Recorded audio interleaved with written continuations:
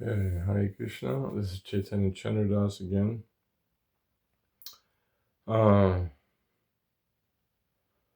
This is a video entry of personal information, kind of history, I guess we would call it, right? My personal Hare Krishna history.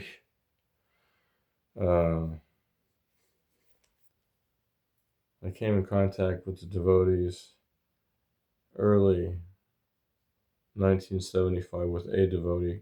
His name was Keshava, Karando's brother, famous for being the first big book distributor, him and Buddhimanta. I lived in their old neighborhood, and he came back for a visit one week, and I was hanging out at his old friend's house next door to where he used to live, and he ended up staying with that old friend, and he began preaching to me about, started off with yoga, and I became a devotee. So I joined ISKCON in 1975 in May, and went to first visit Keshava and Tamal Krishna Goswami, Vishnu Jan Swami, and Tripurari Swami, who were traveling on the bus. At that time, there was only one from Washington State to Oregon and then to San Francisco. So I flew to San Francisco, met the devotees. And of course, this was after I was chanting 16 rounds at home. Keshava inspired me to begin chanting. I started chanting. Then he suggested if I wanted to get more out of the chanting, which I did, that I follow the four regulative principles. I was a vegetarian to start with, and then followed the four regulative principles and chanted 16 rounds.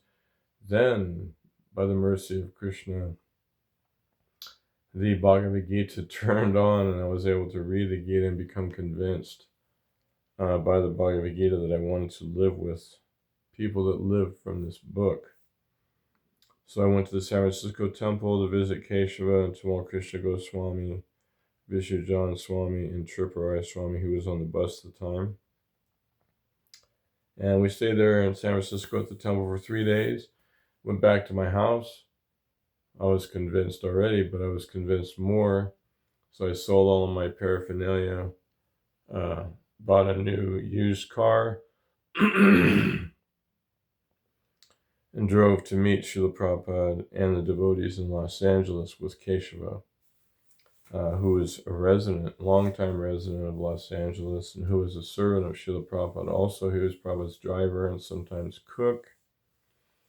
So I had a lot of wonderful experiences there, seeing Srila Prabhupada in Los Angeles, and that was the time when Prabhupada had first visited the Los Angeles new temple room, which is where it is currently.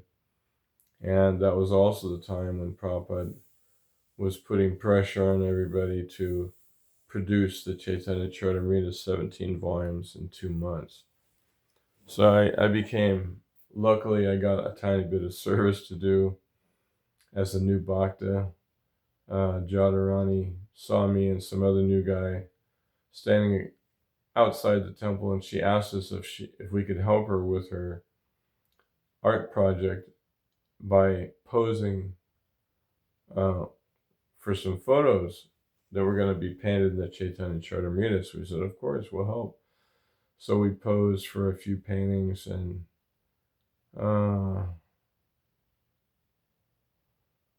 one painting was where Lord Chaitanya is embracing Vasudeva the leper. I was Lord Chaitanya embracing a devotee.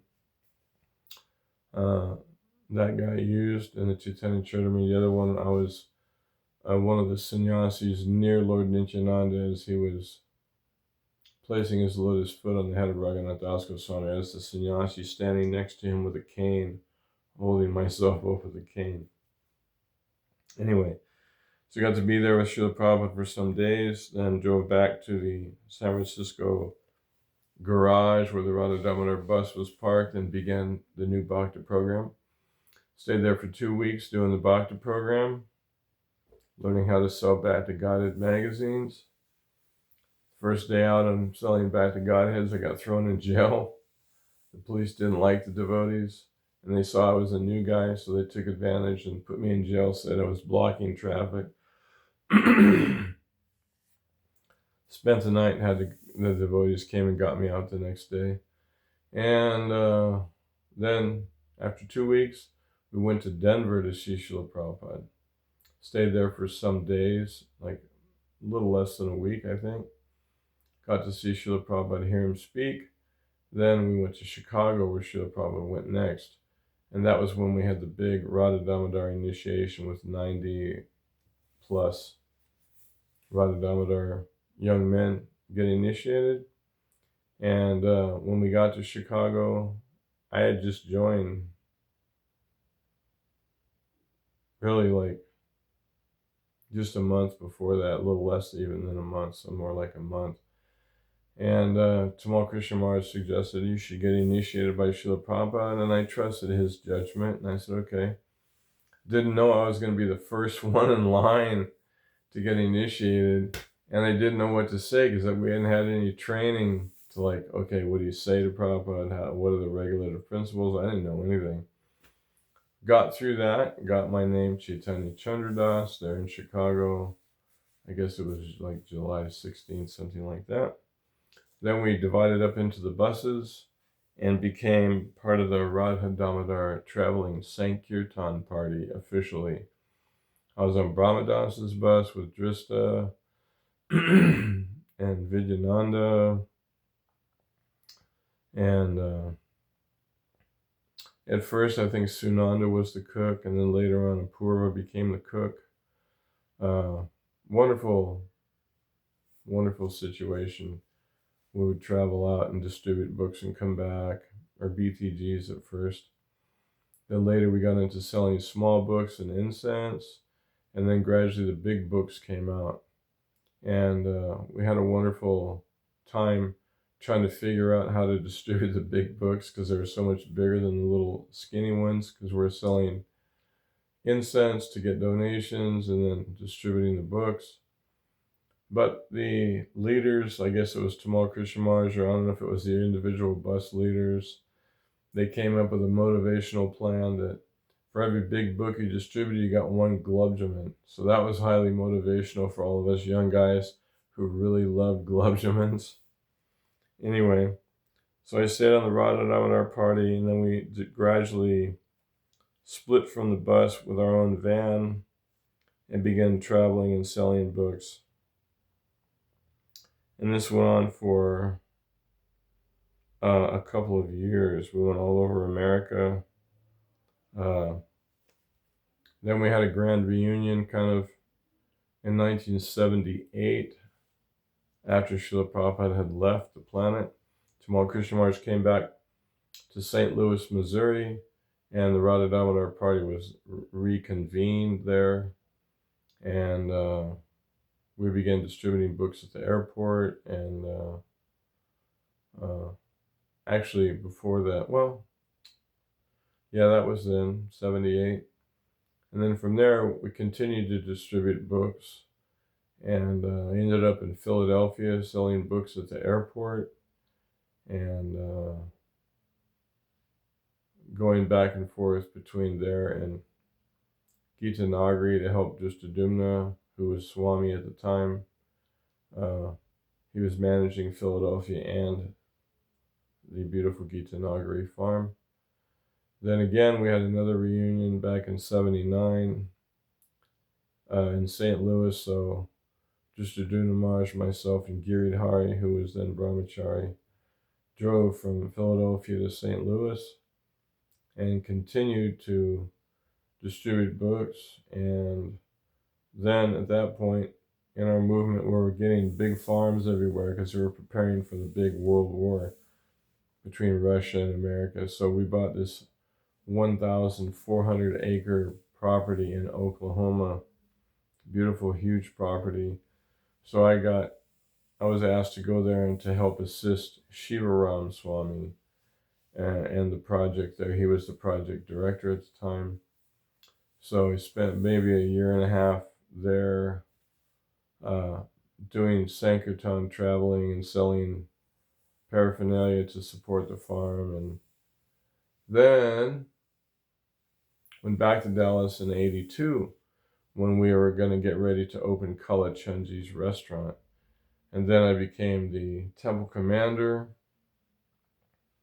of the Dallas Temple and helped with the organization of the restaurant a little bit and gave tours to the customers and preached to customers. And that lasted a couple of years. Then I ended up traveling with Tamal Krishna Maharaj to Hong Kong. And we were going to go to India, but Indira Gandhi got killed, so we ended up going to the Philippines. And I ended up staying there for a year in the Philippines and preaching at our restaurant in Cebu on Santiago Street. And we had a jewelry factory owned by Girotti. And I was going there, so back and forth every other night, giving classes, doing kirtans at both places, every night, one or the other place. So I stayed there for about a year, and we were promoting Food for Life because we were distributing about 4,000 plates of food a day to these people that were being driven off of Mindanao by the terrorist Muslims who were forcing takeovers of farms and stuff that were owned by the big dole and big giant fruit companies. Anyway, we got a TV station to sponsor us, and we were putting together a TV program for sponsorship for our Food for Life. And then right before we aired that, I ended up going back to Dallas because they needed somebody to be the temple commander.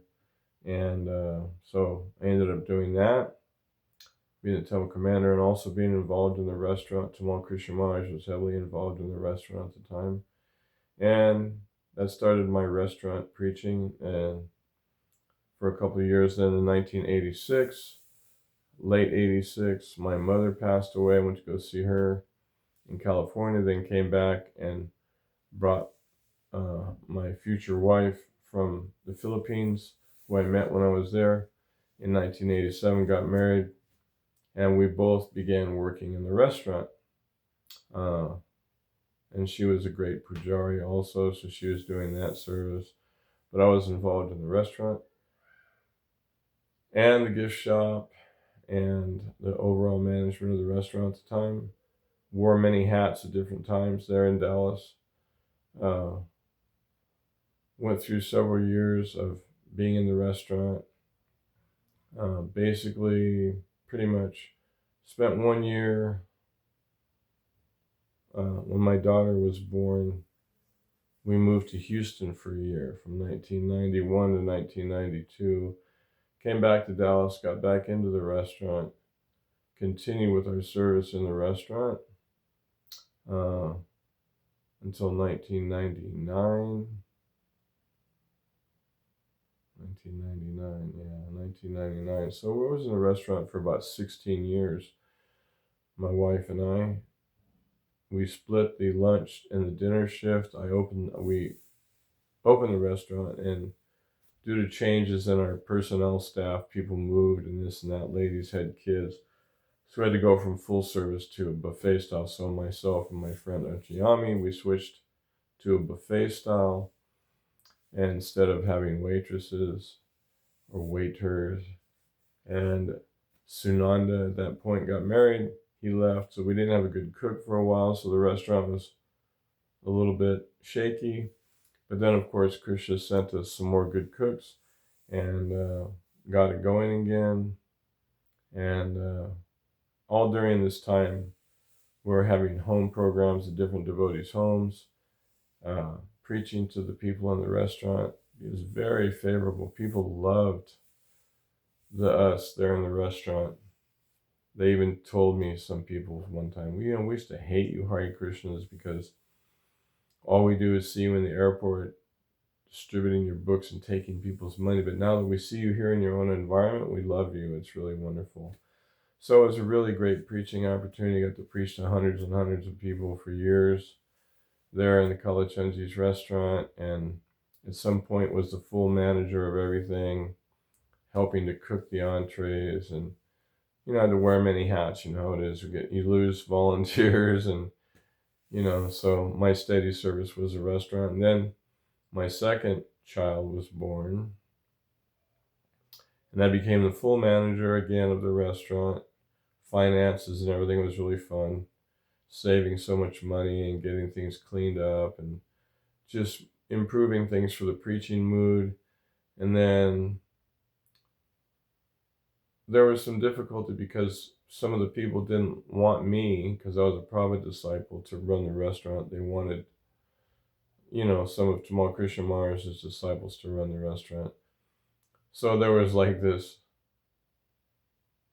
move to get me out of the restaurant, and it was causing friction. So I decided to quit the restaurant and to get a job with my wife doing a retail business. And we did that for a few years. And at that point, my main service was kirtan on Sundays. We'd have a big, beautiful kirtan with Urdhaswat Prabhu and a whole bunch of other devotees. Vikreshwar Pandit was one at the time. He was there with Urdhaswat, and we had a really, really smoking kirtan every Sunday. And I would still give tours in the restaurant and help the restaurant at different times whenever I could. And then made a couple of trips to Fiji with Tamal Krishna Goswami, one in 1991 when my daughter was born. And we stayed there for a few weeks. Then again in 1998, I went with him there for 7 weeks, I think it was. Anyway, I forget how many. It was a long time. We stayed there and had a wonderful festival there. And I was, he thought that I was an okay kirtan leader, so he would have me play the drum and lead the kirtan, and he would give class on many occasions there in Fiji, and we had a wonderful time there. And he made so many devotees there in Fiji. It was a really wonderful trip. Then we went to visit Sydney, Australia, and met Kurma and got to eat Kurma's prasadam on an Ekadasi, which was really phenomenal. Went to go to New Zealand and see the temple and restaurant there. And this is all 1988. Then we came back to Dallas and continued my business and continued doing preaching and giving tours and classes and stuff like that. Then Tamal Krishnamurti sent myself and Nitai Chand back to Fiji to do programs at the same time Narayan Maharaj was there, because we didn't want Tamal Krishnamurti, the ISKCON devotees, to be going over to Narayan Maharaj, because the Narayan Maharaj persons were very persuasive and the Indians were very easy to convince to go to the other side type of thing. So we went there to do programs. Narayan Maharaj actually left when we got there because he knew we were there to do programs, so he left. Then anyway, that was a small thing. Been to Vrindavan and Mayapur like 9 different times. Got to go for the grand opening of the Panchatattvas installation in 2004 and spend time with Sridhar Maharaj before he passed away. We were good friends.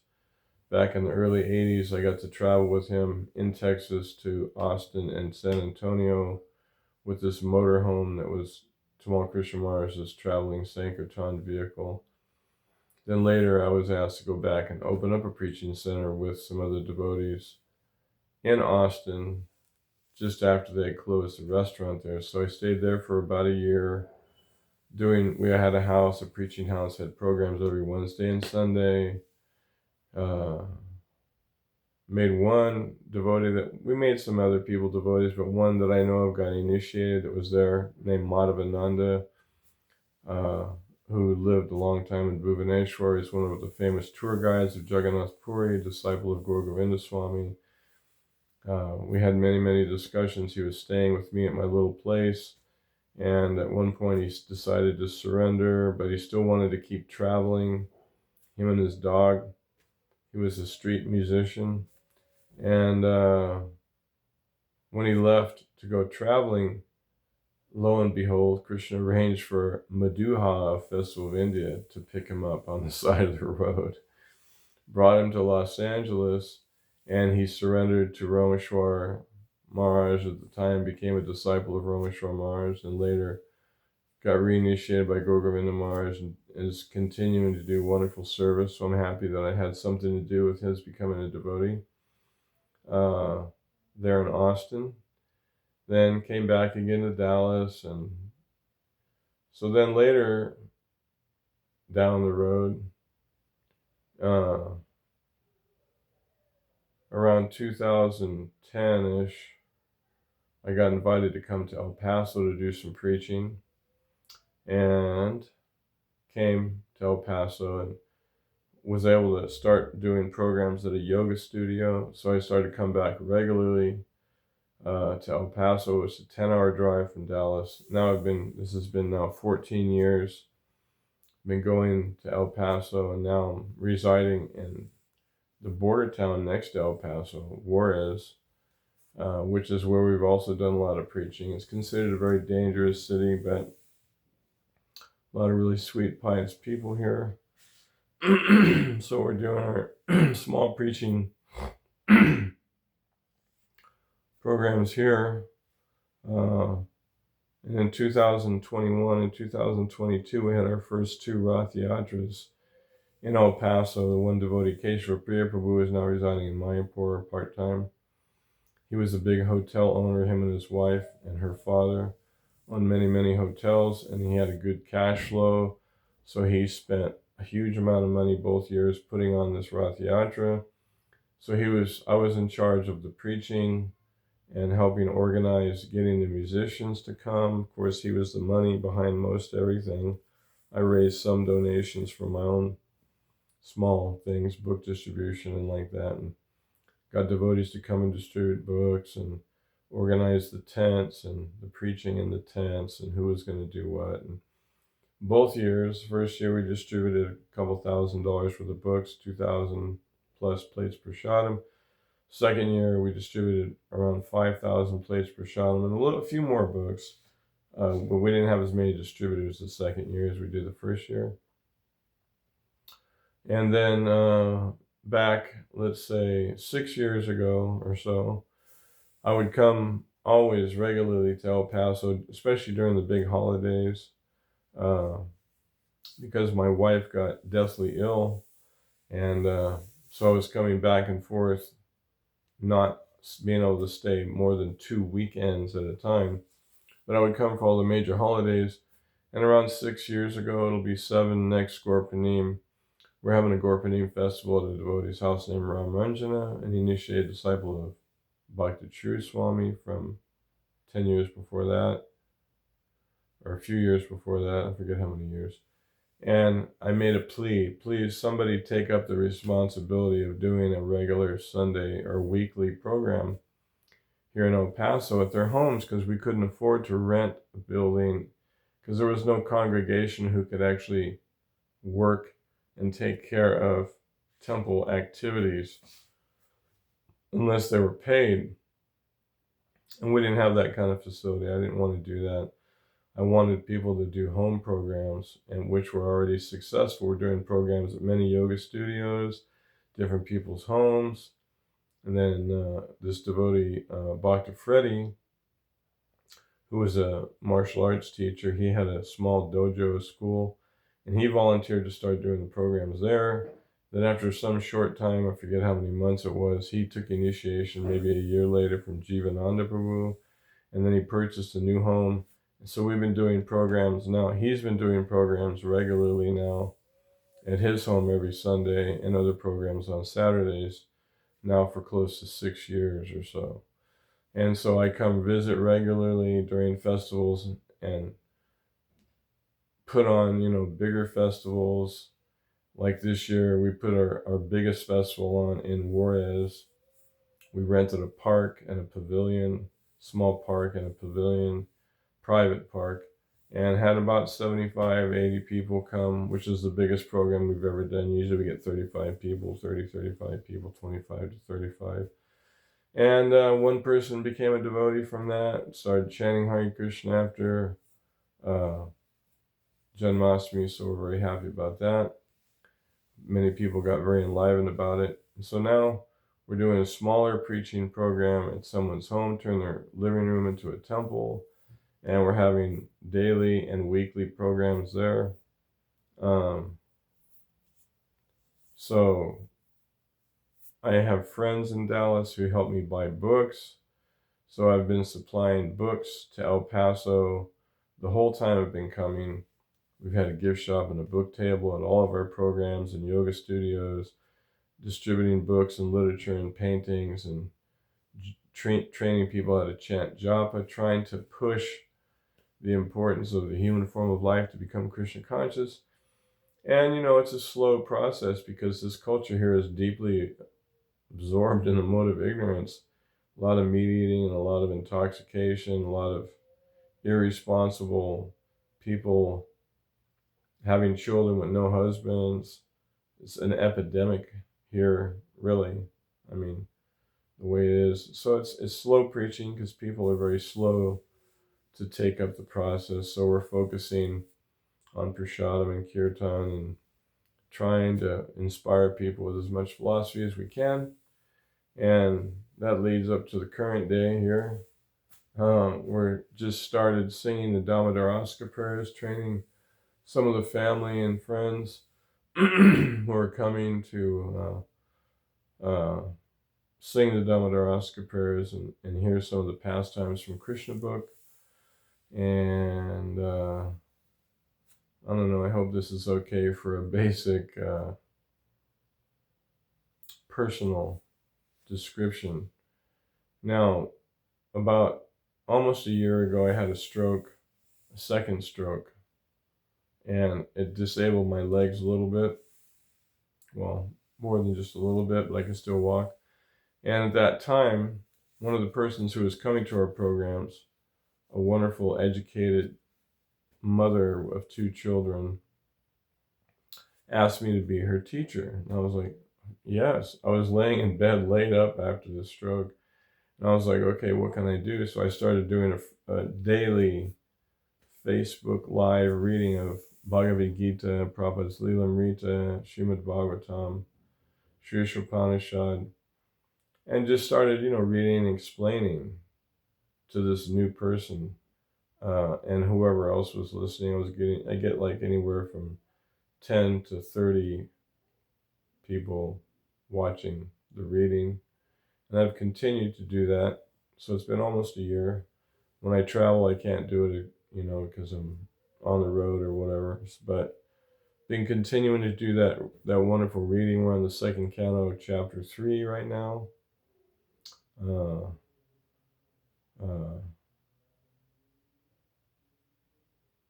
Forget the name of the chapter all of a sudden off the top of my head. The Lord in the Heart was the last one. Anyway, so we've been reading from that and some of the Mahabharata, and so anyway, we're making an effort to try to spread Krishna consciousness in our own little way here, with my own funds coming from my own retirement money and donations from friends who like to help me because they see that, we have nice programs and gradually it's become very slow, but people are becoming devotees gradually. It takes time. We haven't met too many people besides this one lady who really wanted to be surrendered, but because of having so many children, 2 children in the situations, can't really chant 16 rounds a day. But many of the friends who are coming to our programs, they appreciate our little effort to try and teach them about Krishna, and they're all begging me, oh, please be a guru, I'm like, anyway, I'm not pushing, although there are these people that want me to do it, and there are some people in Dallas also. But anyway, it's not about what they want, it's about how, if somehow or other I can increase my service to Srila Prabhupada by taking some responsibility to help others become Krishna conscious, which I've been doing my whole life. And we did make several devotees in Kalachandji's restaurant that are still devotees in good standing, initiated by Tamal Krishna Goswami. And so, we've been trying to repeat Srila Prabhupada's message and Krishna's message without changing, and trying to enthusiastically do kirtan and cooking. I'm famous for cooking halava. Of course, many devotees know how to make good halava, but here they don't. I'm like the halava person. Anyway, Krishna Prem Prabhu, this is the end of my little personal thing. Sorry if I went too long. All right, Hare Krishna.